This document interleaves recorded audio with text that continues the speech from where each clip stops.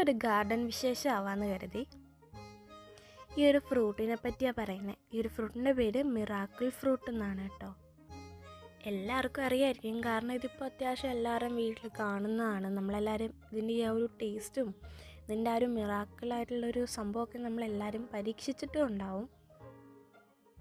ഈ ഒരു പ്ലാന്റ് ഇപ്പോൾ വാങ്ങിയിട്ട് ഒരു 3 ഇയേഴ്സോളം ആവാറായിട്ടുണ്ട്.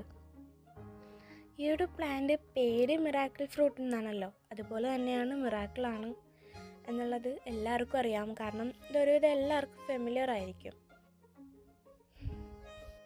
ഈ ഒരു പ്ലാന്റ് ഭയങ്കര ചെറിയ പ്ലാന്റ് ആയിരുന്നു. ഞങ്ങൾ നട്ടിപ്പോൾ ഇത്ര ആക്കിയതാണ്. ഇതുപോലെ ഒരു ചെറിയ പോട്ടിൽ കേട്ടോ നട്ടിട്ടുള്ള. ഈ ഒരു ഫ്രൂട്ട് ഏറ്റവും കൂടുതൽ യൂസ്ഫുൾ ആവുക ഷുഗർ പേഷ്യൻസിനായിരിക്കും. കാരണം അവർക്ക് ലൈം ജ്യൂസും കാര്യങ്ങളൊക്കെ കുടിക്കുകയാണെങ്കിലും നമ്മൾ മധുരയിട്ടാണല്ലോ കുടിക്കുന്നത്.